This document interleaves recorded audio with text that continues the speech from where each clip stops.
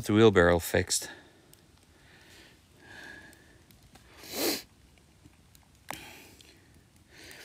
So what I'm doing, I'm going to clean up all this, clean up that, organize all this wood so that I can continue putting up the siding up on the wall, put the skis away.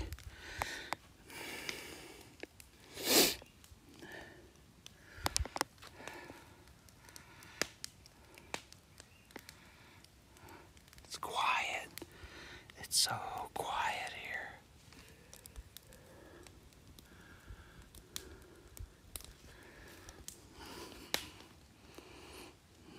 So I got to clean up all this.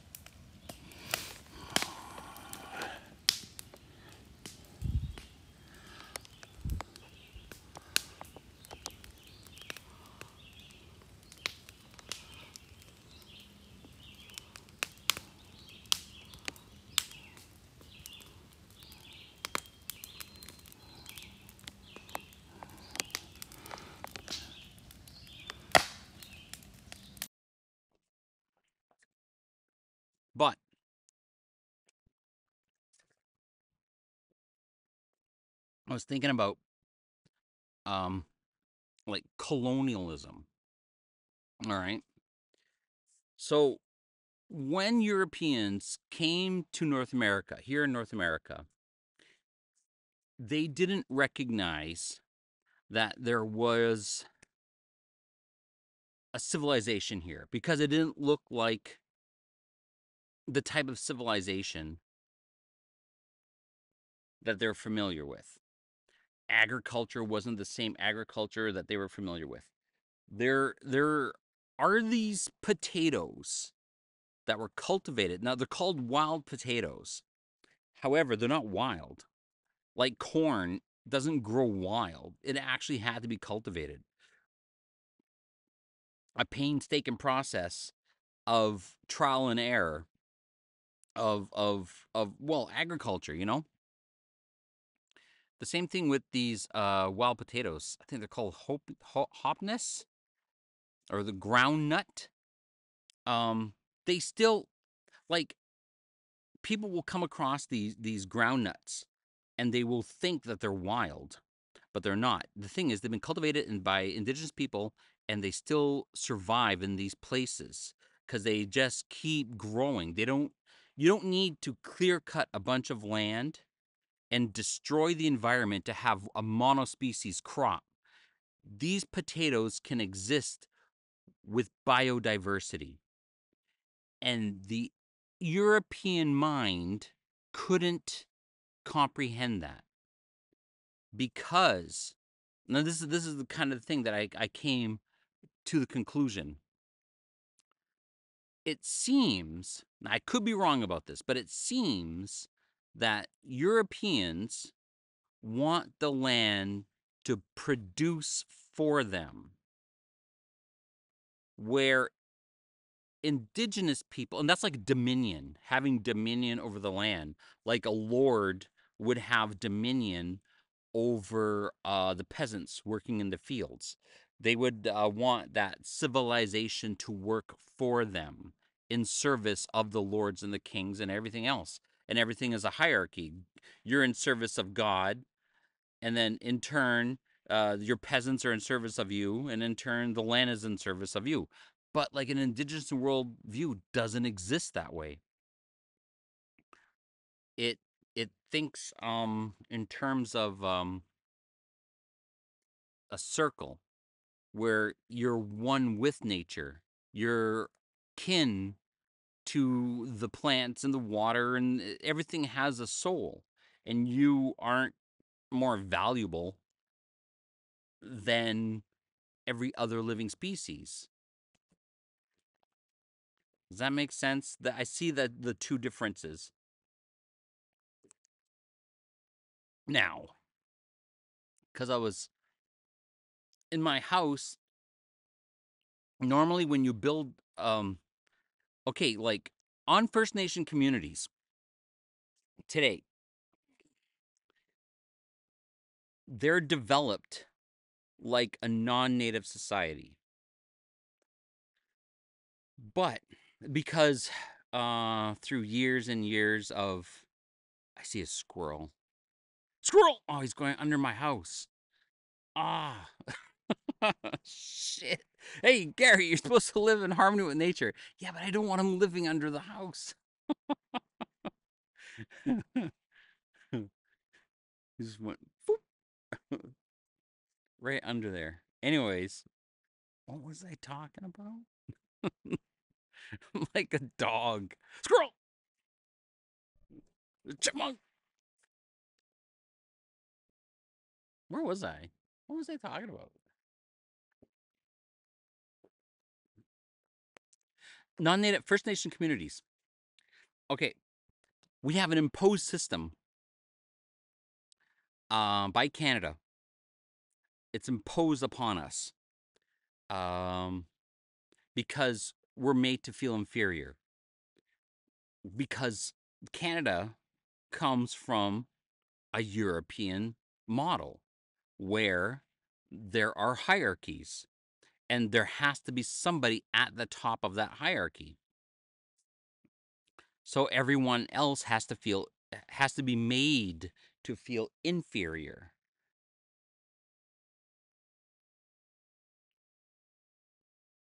So obviously, if Europeans, when they came over, and if they want the land, they have to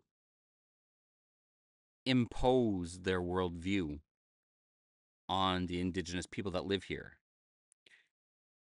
And through, let's say, let's say 500 years of that, North America has now become the leading consumer of natural resources, where it once had an abundance of natural resources. Now it's a massive consumer, and we're in our sixth great dying, you know, because of this idea that there is one being that is superior and must impose their will not only on nature but on everyone else in society. Isn't that interesting? And it's like, okay, now maybe we should be thinking of something different. Okay, it's not working, guys. The system isn't working. Uh, why don't we just try something else? And there's this whole idea. You see it online right now, everywhere. The Greek idea of democracy was to have open debates. Well, what's the idea of an open debate? It's to spar with someone verbally and using your logic and your reasoning to dominate somebody else. There's no room there for different points of view. One has to dominate over the other. And that they call democracy. That's idiotic. why can't you have why can't you have someone who has a worldview and a point of view, and they can live according to their worldview, and leave other people alone to live according to the way they want to live? You know what I'm saying?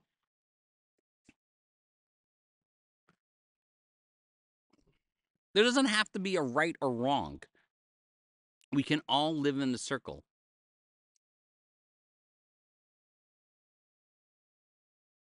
But I think maybe the change has to start with each individual, because we have two different parts of ourselves as well. We often say something, yet we live a totally different way. Our words don't follow our actions. So maybe we need to integrate our motivation and our actions, integrate these two opposites first, and say it's okay that I can be hypocritical, I can be paradoxical. There's plenty of room for both. And if we can occupy these opposites within us, then we can ask others to join in with us. And there's plenty of room for paradoxes, and there's plenty of room for hypocrisy and for opposites.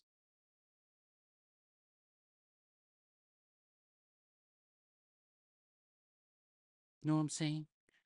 Get it? This is an amazing tree. Okay, I got like my podcast out in the I got my podcast out in the woods.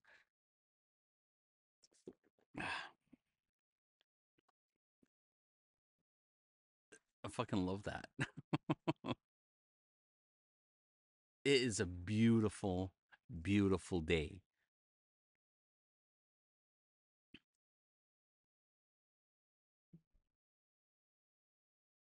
Mm-mm-mm. So I'm taking a break. I was working working very hard all morning. Well, very hard. I was working. whole morning.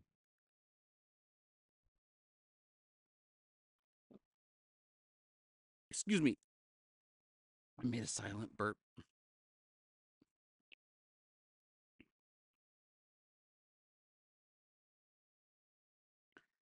So this is the first time. Well, I've been on Twitch before, but it's the first time I'm kind of um testing it out. I should have headphones.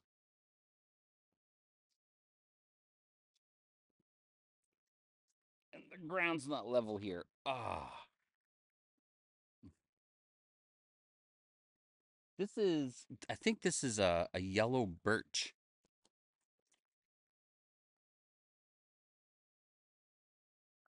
I have some supper cooking or some lunch cooking.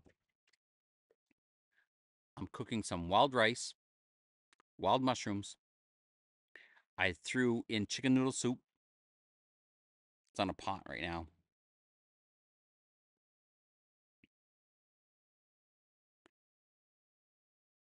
Yeah, but like I think maybe, maybe perhaps we're in a transitional stage right now, like the entire world. We're seeing an old way of living is dying because it no longer serves us or doesn't serve the world. And we're trying to switch over. But the transition, some people aren't liking it.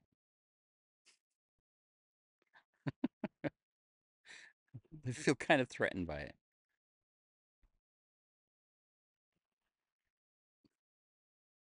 I don't like the way it looks. I wish I had a better camera. Let's see. Maybe I can fix this. Mm-mm-mm-mm.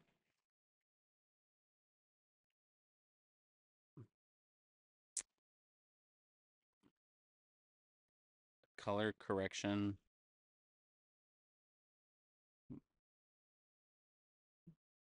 Nope.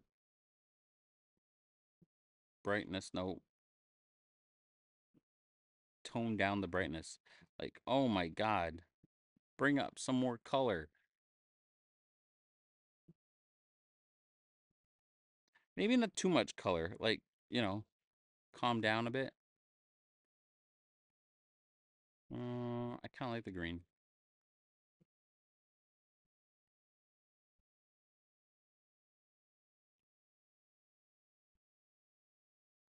Holy shit.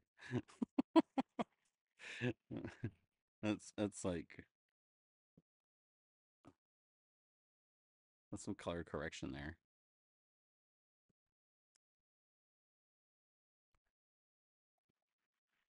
That is like really way too much.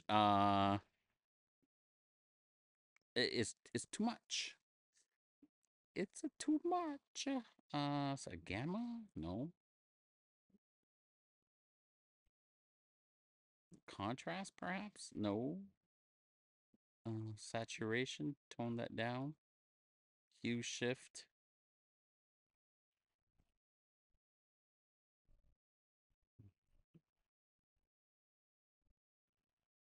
I don't know, man.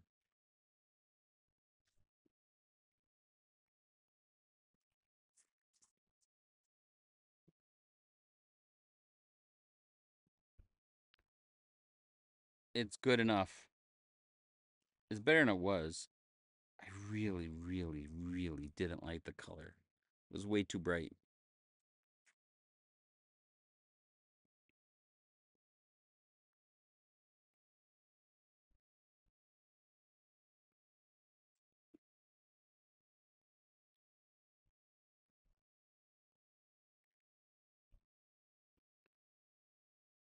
And really, though, I don't know. I just have it's this camera I don't like. I don't even know how the sound is. Let's check it out.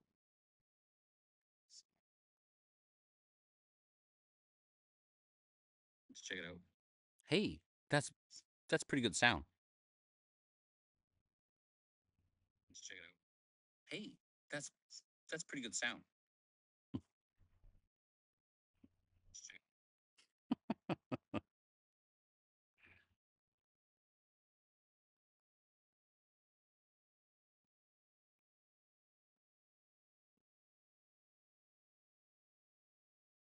It's so peaceful here. It's like super peaceful.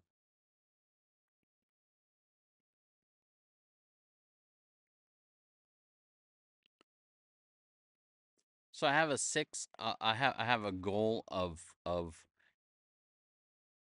10 followers, and I got one. Mm. How to get more followers? The whole point. Okay, what I'm doing.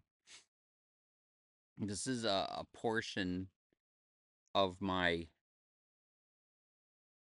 art, I guess you can say.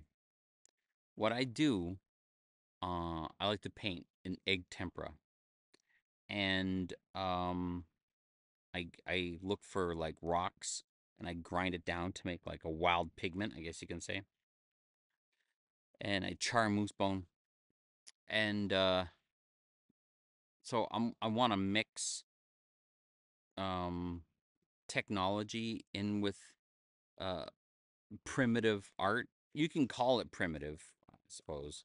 I don't call it primitive. That's the official um that's the official category of indigenous art, primitive art.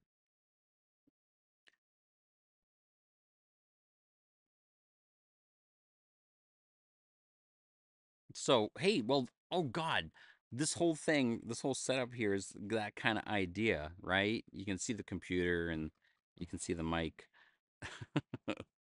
There's the camera, but the background is like a tree. That's the mixture. I'm just rambling on because I'm waiting for my lunch to cook. I should go check up on it. It's probably almost ready, and I'm so hungry. Gary out. How do you stop this? I don't even know how to stop these things. Uh.